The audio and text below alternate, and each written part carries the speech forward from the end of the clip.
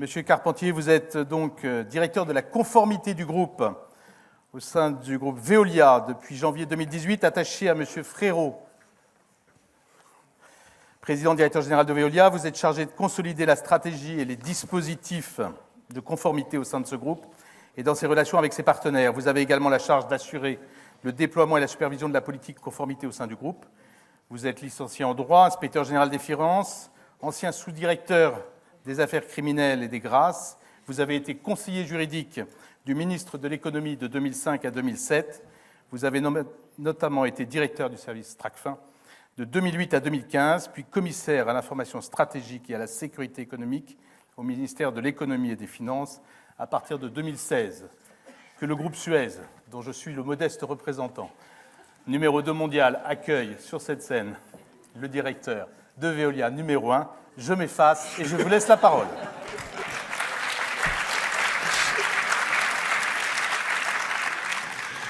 Il ne faut surtout pas s'effacer, nous croyons en une saine coopétition et une saine concurrence. Je vais essayer d'éviter de vous assommer avec un certain nombre de poncifs que vous connaissez mieux que moi sur l'importance de la sécurité économique, ainsi que mon bref CV, comme mon bref CV le démontre, je suis un oiseau de passage et ma seule valeur ajoutée ici n'est pas évidemment d'être plus intelligent que qui que ce soit, mais tout juste d'avoir vu un certain nombre de problématiques sous des prismes assez radicalement différents au cours des 10 dernières années. Donc je vais simplement me cantonner là à un rôle de grand témoin qui m'est dévolu et qui visera simplement à vous donner de façon assez brute quelques réflexions sur la guerre économique ou sur la situation de tension, je dirais, et de sécurité économique que nous vivons depuis déjà de nombreuses années. Alors, je vais juste, premièrement, faire un petit retour en arrière. Nous étions jusque, évidemment, dans les années 90, dans un monde bipolaire dans lequel les rapports de force étaient relativement bien figés, connus. Nous étions dans un monde finalement relativement stable.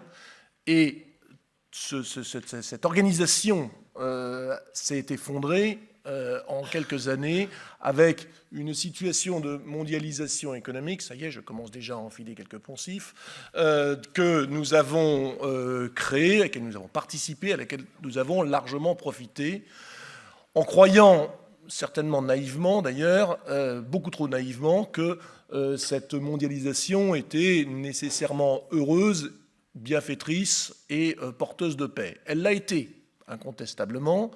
Néanmoins, nous sommes, depuis une dizaine d'années, face à des vrais changements. Des changements qui ont été, notamment en France et peut-être plus largement en Europe, extrêmement difficilement perçus et avec retard.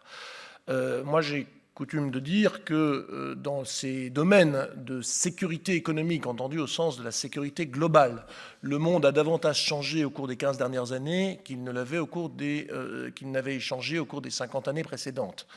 Or, la plupart de mes collègues, et malheureusement moi-même, je ne veux pas être désagréable avec qui que ce soit pour l'Assemblée, avons largement passé 40 ans, 50 ans, et nous avons été, en tout cas 40 ans, pour beaucoup d'entre nous, et nous avons été éduqués avec des schémas qui eux-mêmes remontaient à 20 ans en arrière. Et ces schémas ne sont souvent plus valides.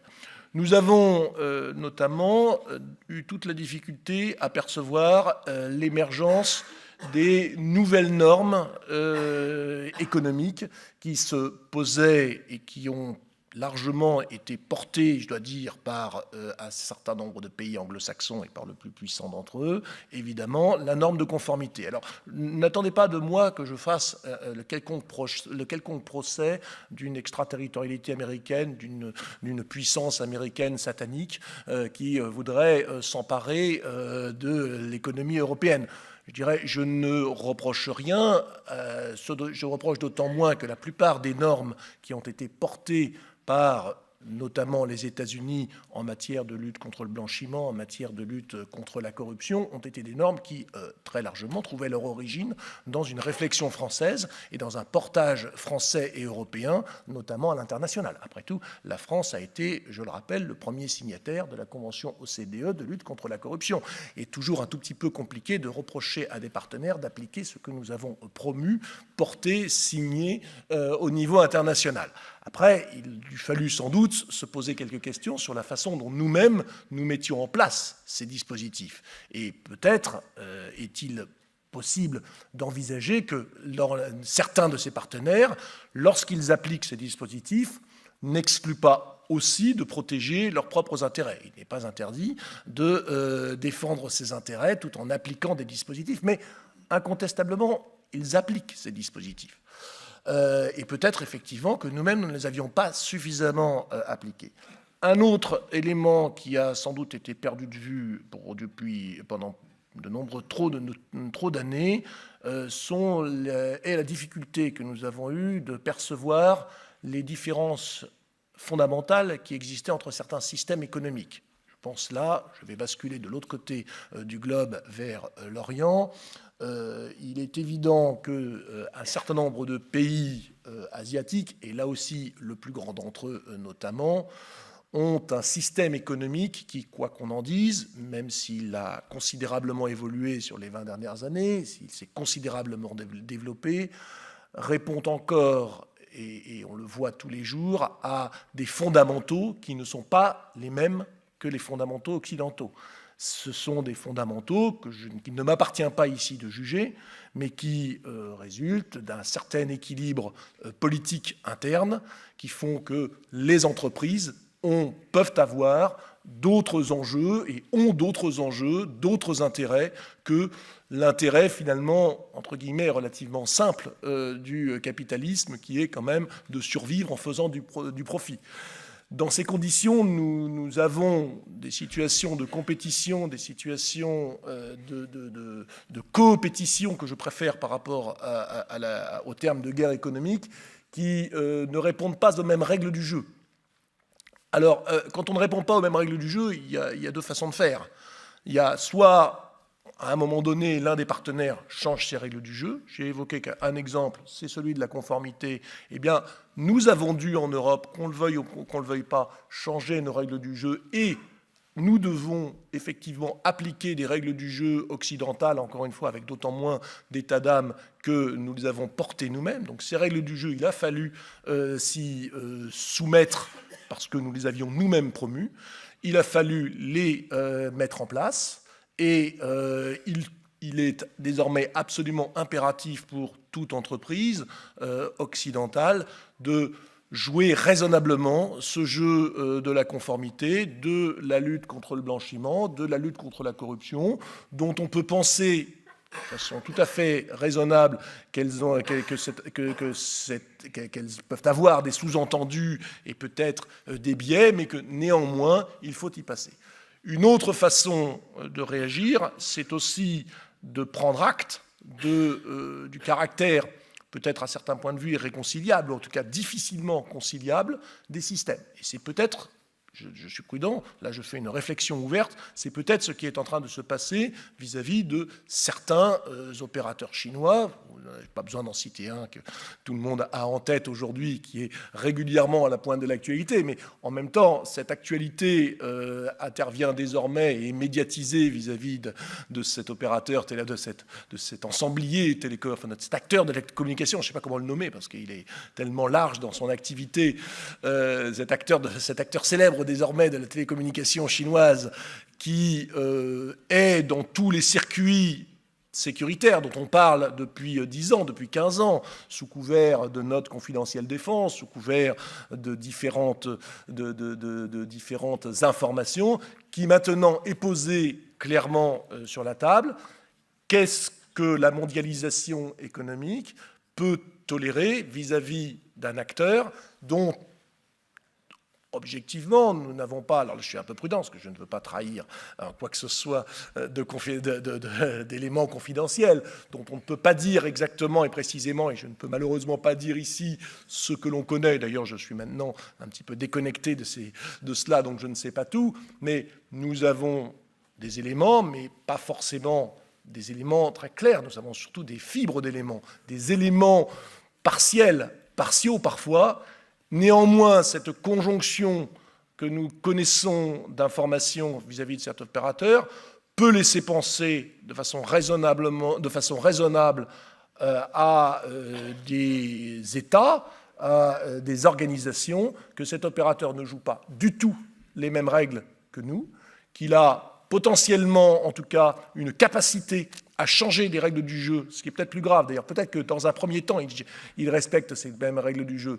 Mais nous sommes face à un opérateur qui peut-être, potentiellement, a les capacités, ou peut-être l'obligation d'ailleurs, de changer complètement les règles du jeu et d'un seul coup de mettre en place une stratégie et des options qui sont, pour nous, totalement inconcevables. Et à ce moment-là, il y a cette analyse de risque que nous avons à faire, de savoir jusqu'où peut-on aller dans cette mondialisation économique, dans le partenariat avec ces acteurs, dont nous avons d'ailleurs par ailleurs parfaitement besoin. Nous avons besoin de cet acteur, nous avons besoin du pays considéré, mais pour autant, nous sommes obligés de penser ce pays comme étant un risque spécifique.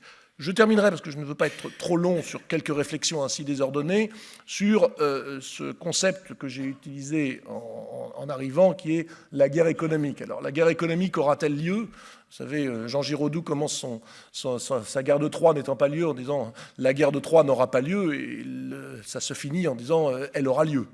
Alors, le concept de guerre économique est un concept qu'à titre personnel, durant les années que j'ai eues dans les différentes fonctions que j'exerçais, que je conteste, non pas tant dans sa réalité, parce qu'il y a une situation de conflit économique, mais par la sémantique qu'elle entraîne, parce qu'elle oblige à penser l'économie avec des concepts qui ne sont pas ceux de l'économie. Il est probablement plus difficile encore en économie que dans la stratégie militaire de connaître exactement quel est le vainqueur d'un conflit. Déjà en matière militaire, c'est pas toujours facile. Napoléon en 1805 a-t-il gagné Austerlitz ou a-t-il perdu Trafalgar ? Sur le long terme, Trafalgar a sans doute été plus désastreux que la victoire d'Austerlitz, vu en tout cas du français que je suis. En matière économique, il est tout aussi difficile de savoir exactement où sont les batailles, où sont les vainqueurs, où sont les gagnants. Prenons un exemple très polémique, mais que je cite volontiers, comme Alstom.